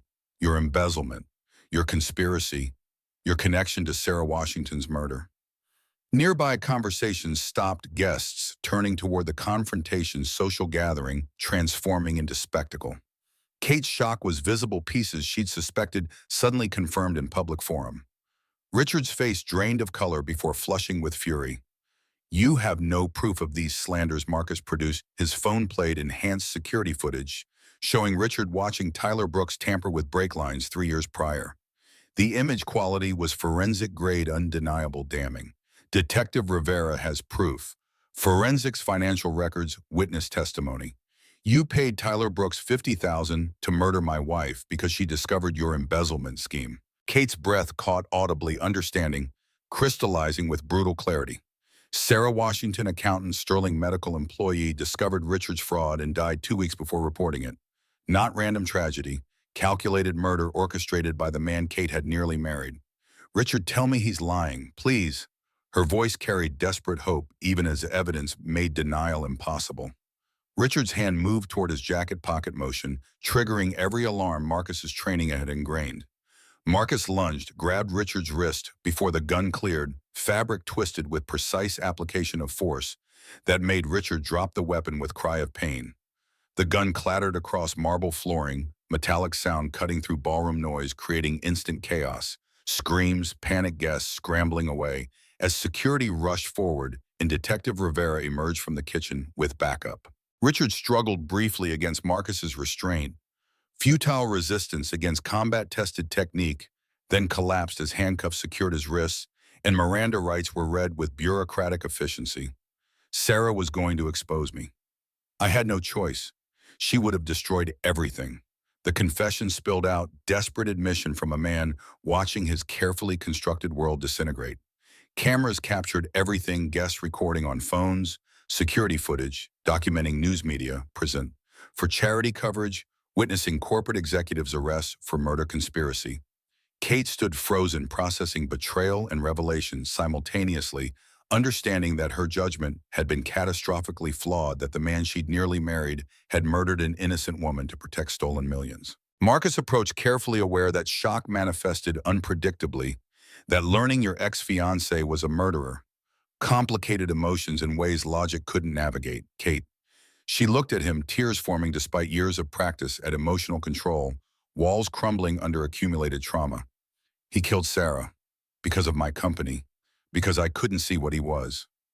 Marcus took her hand's grounding gesture amid surrounding chaos. You couldn't have known. He was careful, patient, hiding in plain sight. But it's over. He can't hurt anyone else now. Security escorted Richard toward the exit, his protests fading as reality penetrated denial.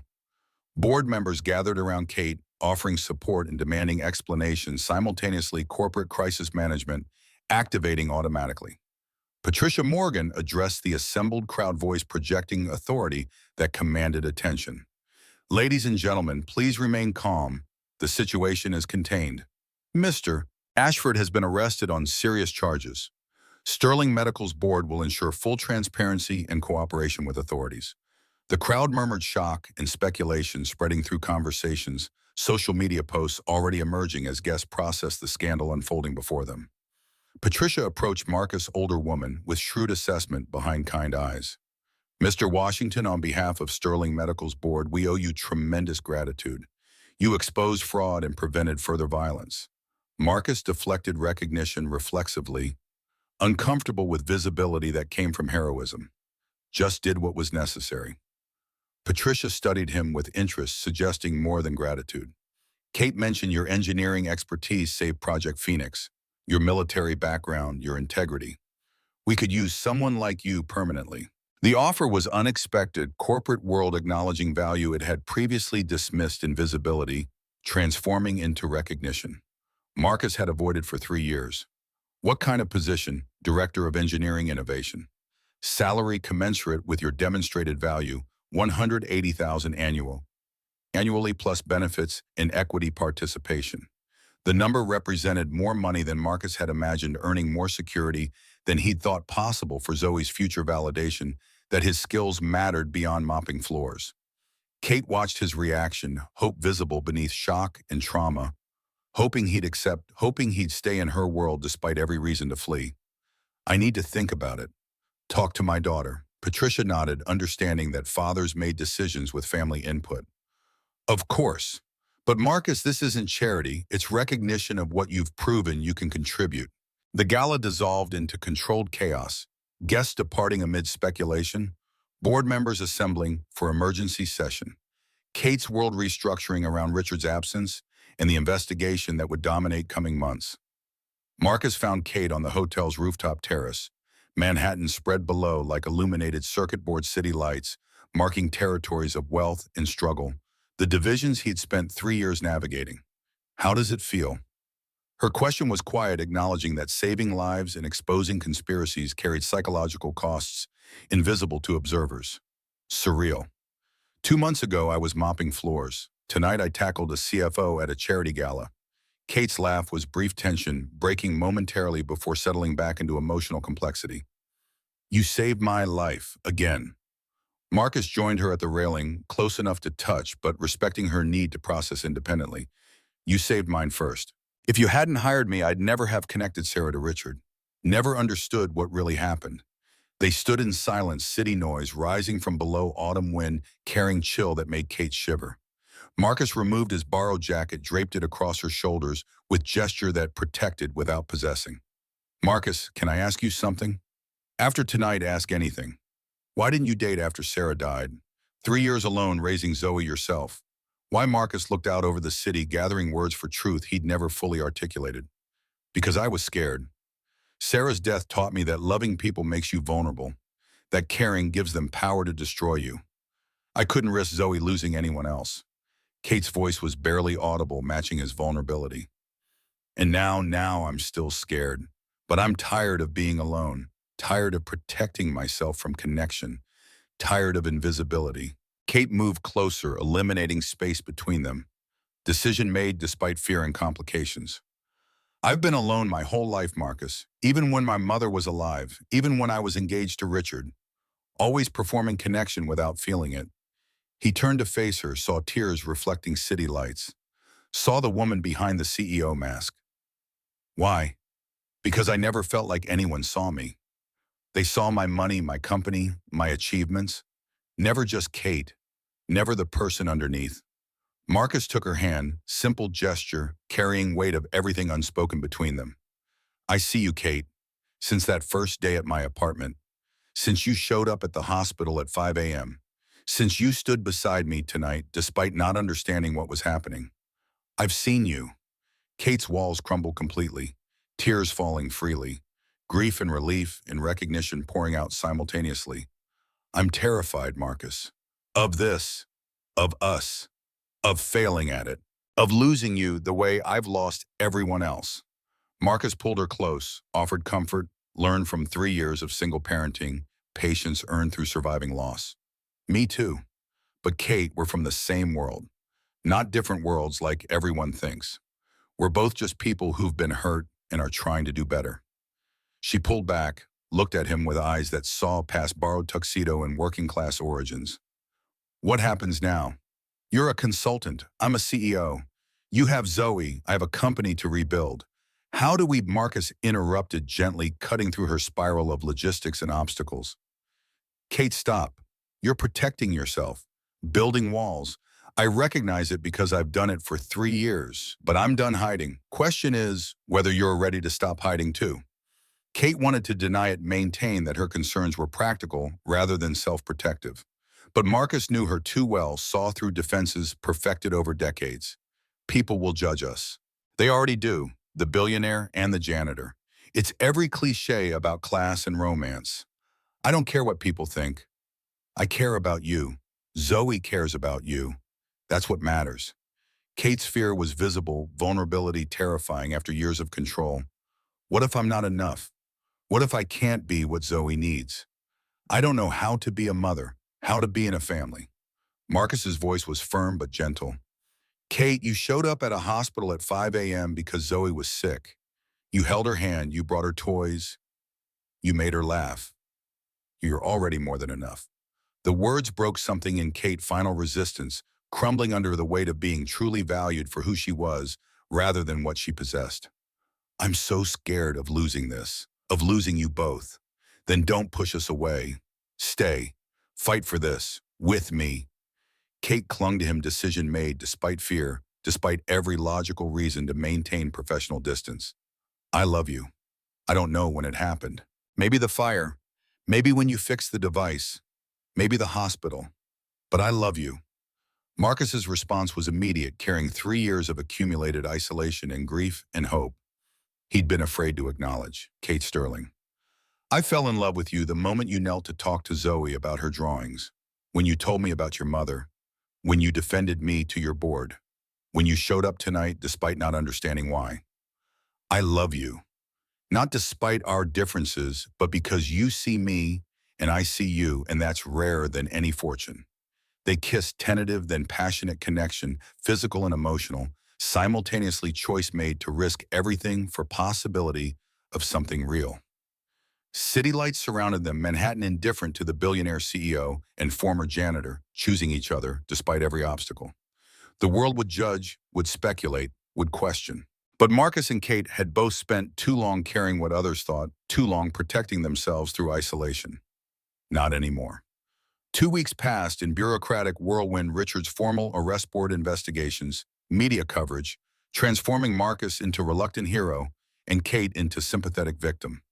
Sterling Medical's stock fluctuated before stabilizing as investors recognized that fraud exposure was preferable to continued hemorrhaging. Marcus experienced surreal transition from janitor to engineering director, processing office space that felt foreign salary, that seemed fictional colleagues who'd ignored him, now soliciting opinions. The transformation from invisible to essential happened so rapidly he experienced emotional vertigo. Zoe adjusted with 8-year-old resilience, processing her father's new position, and Kate's increasing presence with excitement tempered by caution. She liked Kate, trusted Kate, but Sarah's ghost still lingered in apartment corners, in photos on walls, in memories, shaping Zoe's understanding of family. Marcus found Zoe crying one evening, curled on her bed, clutching Sarah's photo. He sat beside her, familiar comfort routine, deployed automatically. "What's wrong, baby girl?" Zoe's voice was small, carrying guilt children shouldn't feel. "Am I bad if I like Miss Kate? If I want her to be my new mama?" Marcus's heart broke and healed simultaneously, understanding his daughter's conflict between loyalty to Sarah's memory and desire for maternal presence. "Baby, you're not bad. You're perfect. Mama would want you to be happy, would want us both to be happy. But what if I forget her? What if Miss Kate becomes my mama and I don't remember real mama anymore?" Marcus gathered Zoe into his lap, rocked her gently. "You won't forget. We won't let you. Mama will always be your mama. Nothing changes that. But Kate can be part of our family too. People don't replace each other. They add to each other." Zoe tested this logic against her 8-year-old understanding. "Like how I can love you and Mama both, even though Mama's in heaven." Exactly like that. Love doesn't divide. It multiplies. Zoe's tears slowed, comfort found in permission she'd needed. "Can I call Kate Mama? Or is that wrong?" Marcus thought about Kate's vulnerability, her desperate desire for family despite fearing inadequacy. "Why don't you ask Kate what she'd like? I think she'd be honored. But she'll want you comfortable too." The conversation happened 3 days later. Saturday morning at Marcus's new apartment, 3-bedroom brownstone in Brooklyn, middle ground between Queens and Manhattan, compromise representing their relationship's negotiated territory. Kate arrived early with bagels and coffee and nervous energy, suggesting rehearsed conversations. Zoe ambushed her before Marcus could intervene. "Miss Kate, can I call you Mama? Or is that weird because my real mama's dead and you're not really my mama, but I want you to be, but I don't want to hurt real mama's feelings, even though she's in heaven." The question emerged in breathless rush, vulnerability, and hope entangled completely. Kate's eyes filled immediately.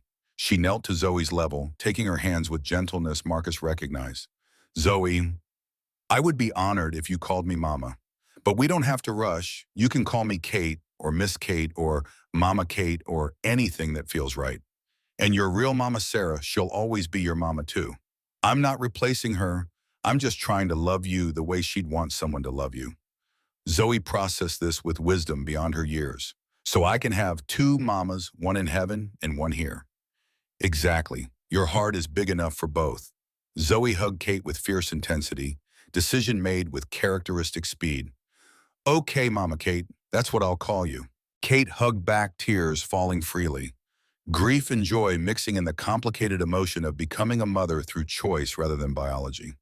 Marcus watched from the kitchen, making breakfast with improving skill, grateful for the family assembling in his living room for the second chance he'd never expected.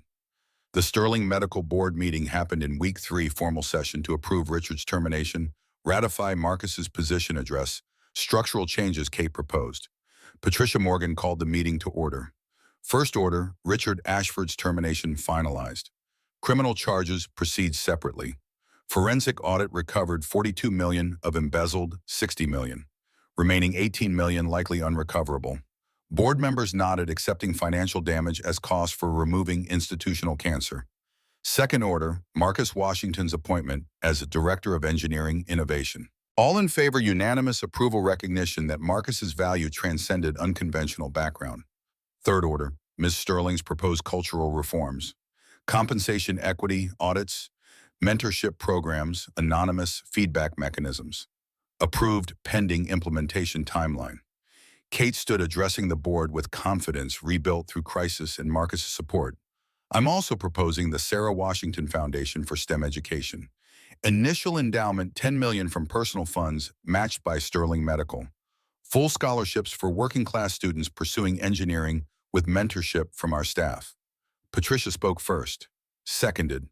The foundation honors a victim while advancing our mission. All in favor. Again unanimous. Kate felt relief and grief.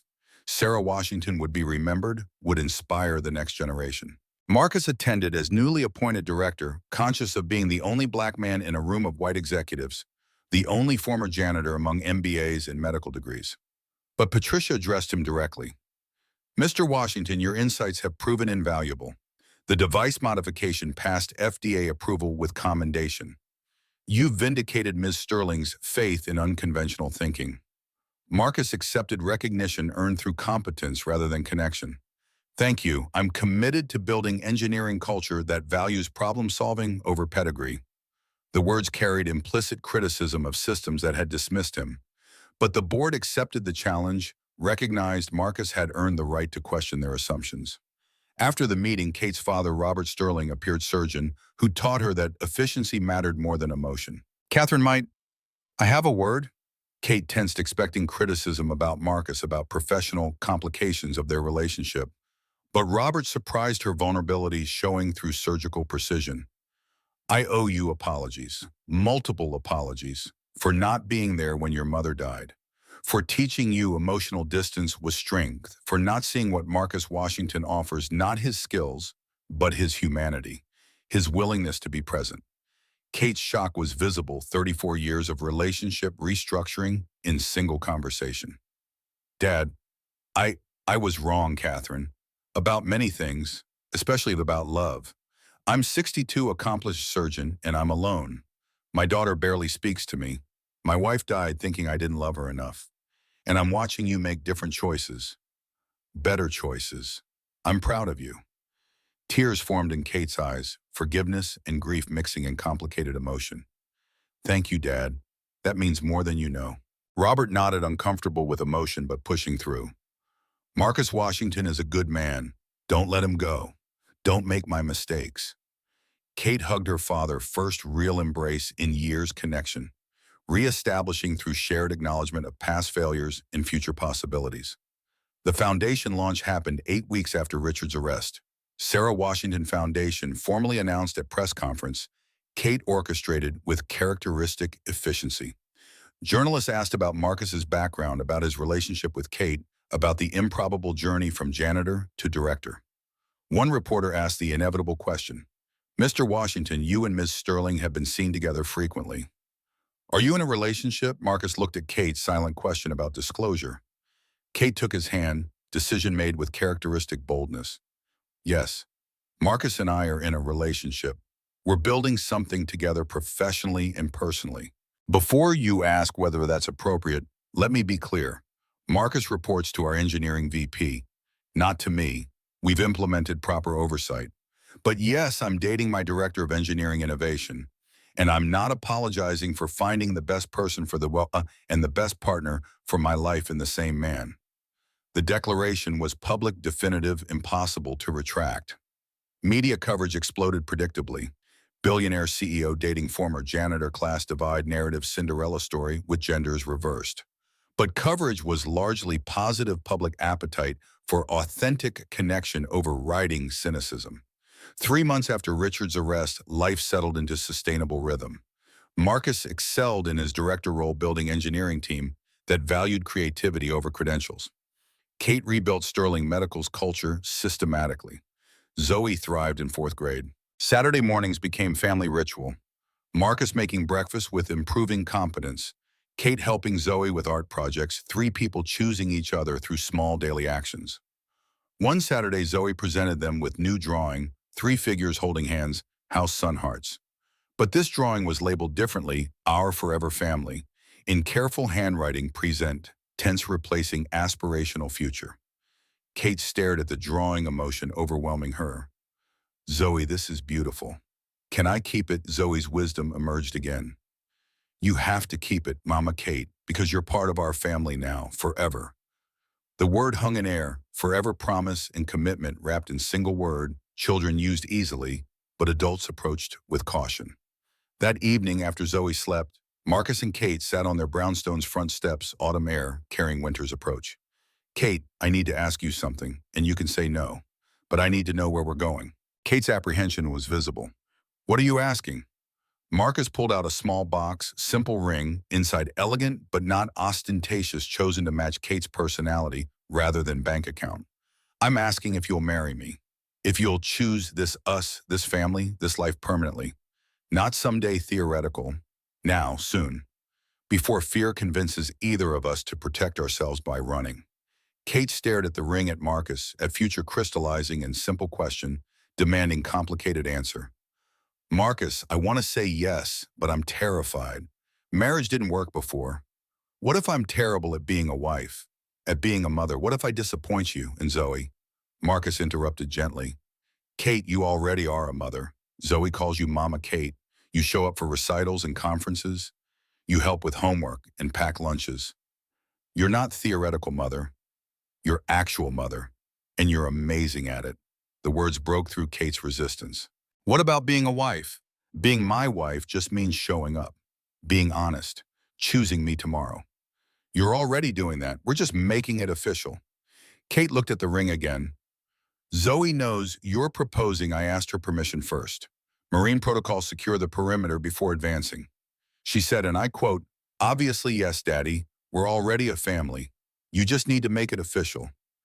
Kate laughed through tears, 8-year-old logic cutting through adult complexity. Yes. God, yes, I'll marry you. Marcus slid the ring onto her finger, kissed her with passion, tempered by tenderness, choice made to build future together, despite fear and every reason to protect themselves through isolation. The wedding happened 3 months later, small ceremony at St. Patrick's Cathedral, 50 guests representing family and friends accumulated through shared crisis. Mrs. Chen attended proud. Detective Rivera came satisfied justice was served. Patricia Morgan and board members acknowledged that love transcended class boundaries. Zoe served as flower girl perfect in dress. Kate helped select pride visible as she scattered rose petals. Kate wore simple white dress, no veil, flowers and hair design, emphasizing person over position. Marcus wore marine dress blues, medals displayed military service, acknowledged as central to identity. He tried hiding. They exchanged vows written personally. Marcus spoke first, voice steady despite emotion. Kate, I promise to always see you, not Kate Sterling, CEO. Just Kate, the woman who shows up, who cares deeply, who loves completely despite fear. I see you, I choose you today and every day forward. Kate's tears fell as she spoke. Marcus, I promise to always value you, not for what you can do for me, not for how you saved my life, but for who you are, the man who chose invisibility to protect his daughter, who chose vulnerability to protect me. You are my home, my family, my future. I choose you forever. The pastor pronounced them husband and wife. They kissed, applause erupting from guests who'd witnessed transformation from Koruo and janitor to partners and parents. Zoe ran forward, demanding inclusion, family hug happening spontaneously as photographer captured their origin moment.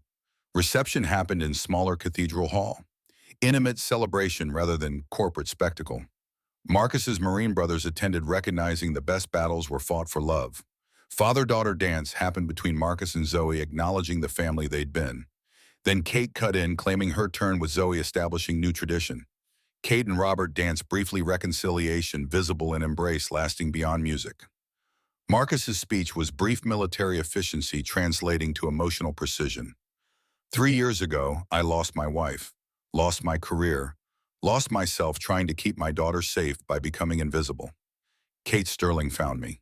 Not because she was looking, but because she needed saving and I happened to be there. But truth is, she saved me too. Saved us both. Taught me that protection doesn't require isolation. That love is stronger than fear. That families choose each other. Zoe and I chose Kate. She chose us back.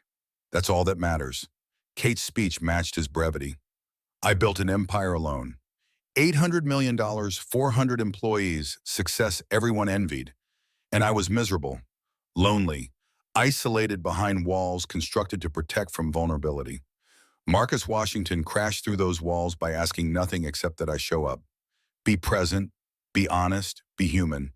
Turns out being human is harder than being successful. But it's worth it. The reception continued late celebration rather than obligation.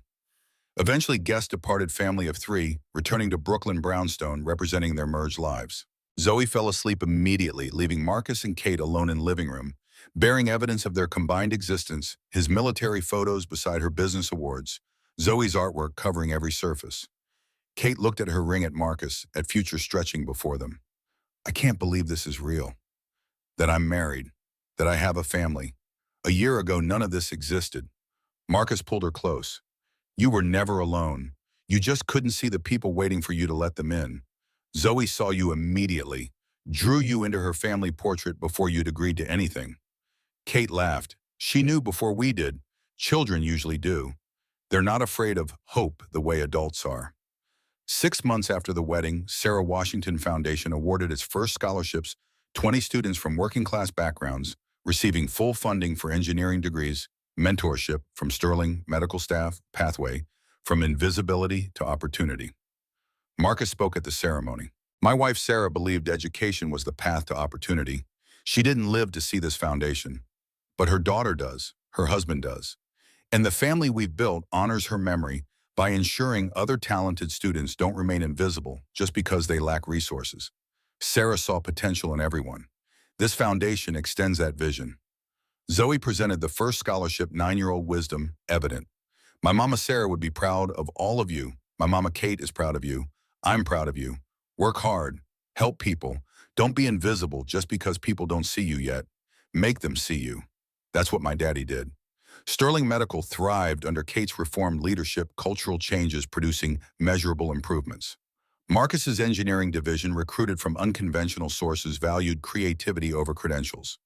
Kate balanced CEO responsibilities with family commitments, no longer working 16-hour days. The empire she'd built alone functioned better when built on connection. Family dinners became non-negotiable ritual reminder that people at the table mattered more than work waiting elsewhere. One evening, Zoe asked the question forming through months of observation. Mama Kate, do you ever wish you had a baby? Like a baby that was yours from the beginning? Kate's response was immediate, honest. No, sweetheart. I got exactly what I needed. You, a daughter who chose me, who taught me how to be a mother, who loved me before I knew how to love myself. Biology doesn't make family. Choice does. And I choose you. Every day. Forever. Zoe processed this satisfied. Good. Because I chose you too. You're my mama. Even if you didn't grow me in your belly, you grew me in your heart. That's what matters. Marcus and Kate exchanged glances. Recognition that their daughter possessed wisdom neither fully understood. Later, after Zoe slept, Marcus found Kate on their front steps, evening ritual of conversation and space between day and night. She's amazing. Kate's voice carried wonder and gratitude. She gets it from Sarah. The wisdom, the perception, the ability to see through pretense. Sarah was like that. Kate leaned against Marcus. Do you still miss her, Sarah? Marcus considered the question honesty important but complicated. Every day. But differently now. I miss who she was, what we had. But I'm not stuck there anymore. You helped me move forward. Not forget, I'll never forget. But move forward. Build new life that honors old life instead of being haunted by it. That's all I want. To honor your past while building our future. Not compete with Sarah. Just be part of what comes next. You are. You're exactly what comes next. What Zoe and I needed without knowing we needed it. They sat together on the front steps of their chosen home, Brooklyn Brownstone, containing family built from crisis and choice, from visibility, hard-won, and love carefully cultivated. The tower still stood in Manhattan, 42 stories of glass and steel. But Marcus Washington no longer worked there as janitor. He'd built something better. Something money couldn't buy, something corporate achievement couldn't measure. He'd built a home, a family, a life where love mattered more than visibility, where showing up mattered more than status, where choosing each other daily mattered more than any single heroic gesture. Kate Sterling had learned the same lesson, that empire was meaningless without people to share it, that success was hollow without love to give it meaning, that the best version of herself emerged not through isolation, but through connection. And Zoe Washington, wise beyond her years, understood what adults took decades to learn. Families aren't born. They're chosen. They're built through showing up, through loving when it's hard, through seeing each other clearly and choosing each other anyway. The janitor who saved the billionaire who saved the janitor, the daughter who saved them both by teaching them that love multiplies rather than divides, that hearts have infinite capacity when people choose vulnerability over protection. They'd all been invisible once. Now they were essential. Not because the world finally saw them, but because they'd learned to see each other. And that was everything.